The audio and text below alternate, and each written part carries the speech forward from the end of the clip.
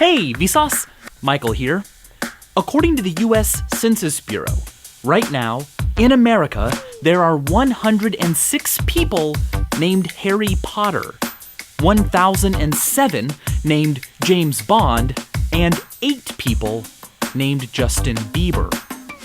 There just aren't enough names to go around.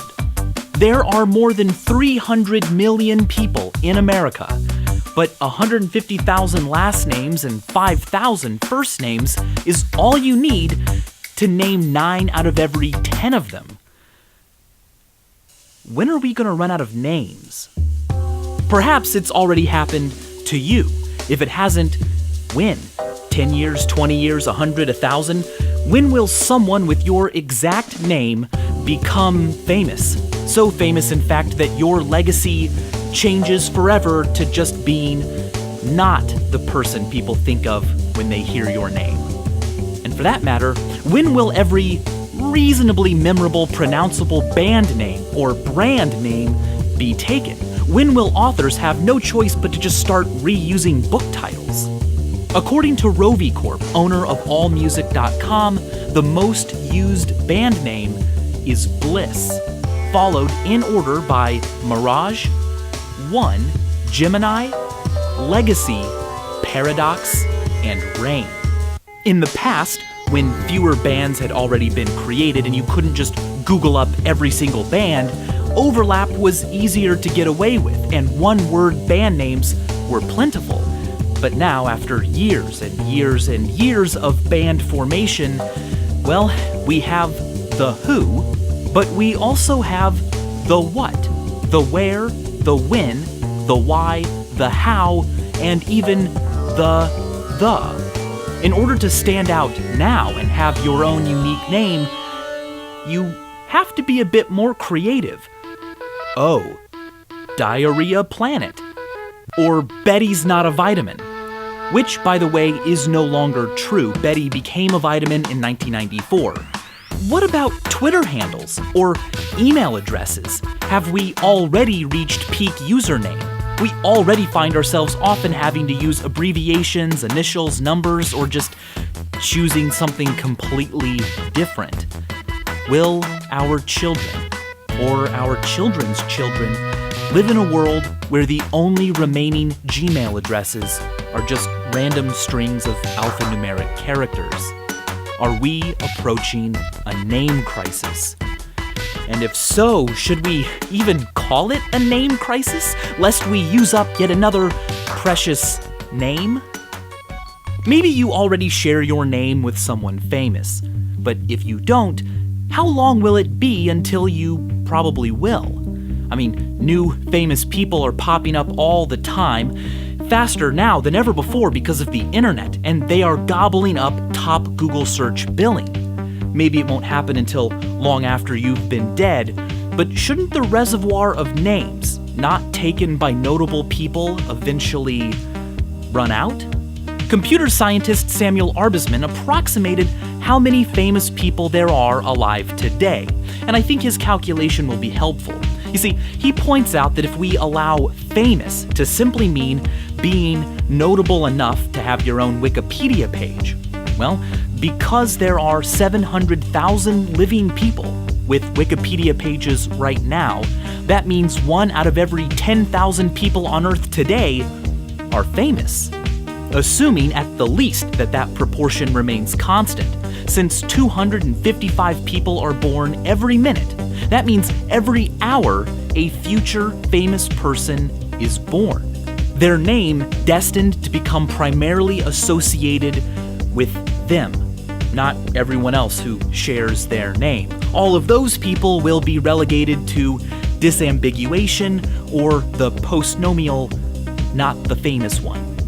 Luckily, if you do the math, you'll find that even at a rate of 1 future famous person born every hour, it would still take dozens of millennia for most of us to expect a future famous person with our exact name to emerge.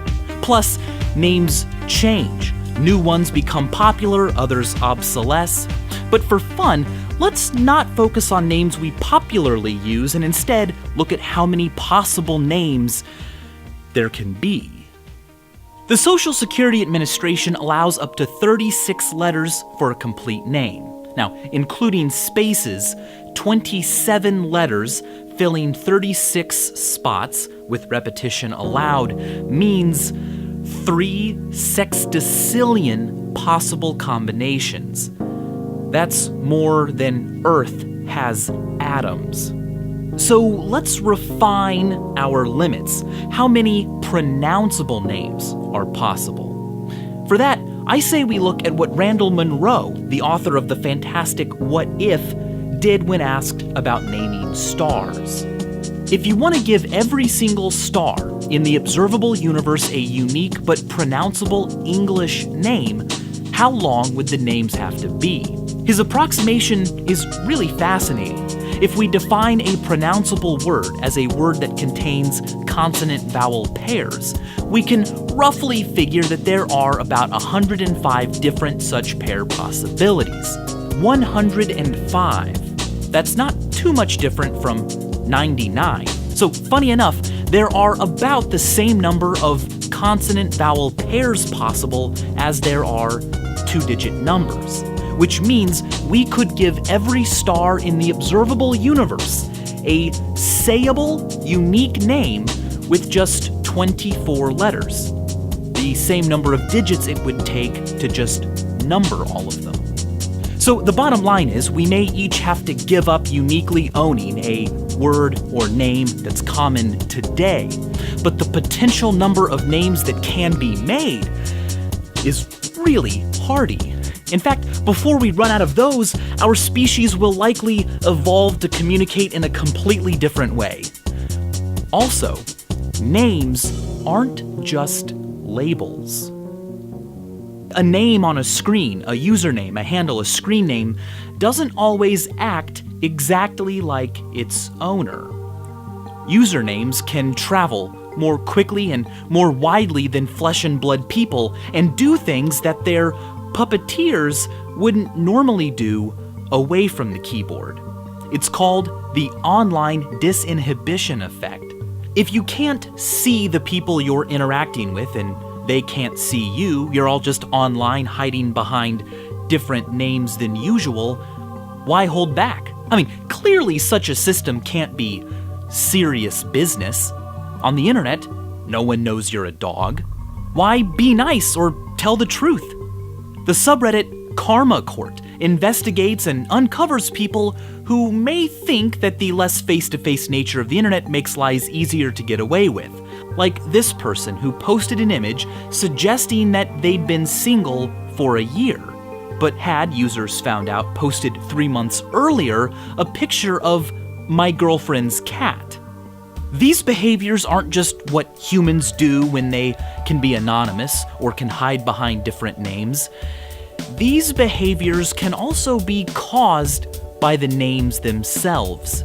Studies have found that the username you use can impact how you behave. Your own pre-existing stereotypes and expectations of certain words, shapes, colors can be confirmed by your behavior, in the same way that studies have found NFL and NHL players play more aggressively when wearing black uniforms.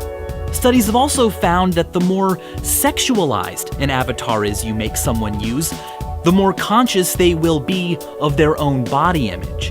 And the more an avatar resembles you, the more correlated you watching it exercise is with you being more likely to exercise more.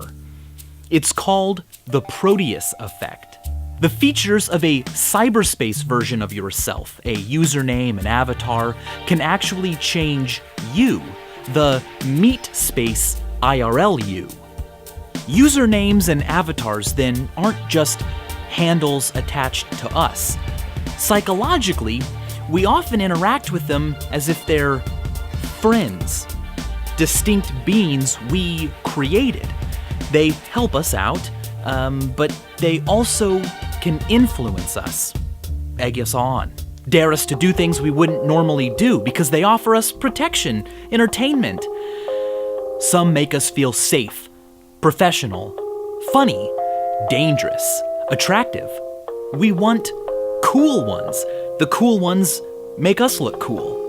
As we go about our daily lives and vie for attention, we are more and more frequently doing so with another name, and exclusively through that name only.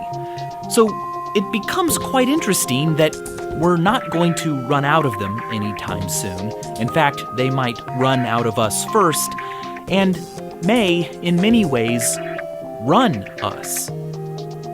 And as always, thanks for watching.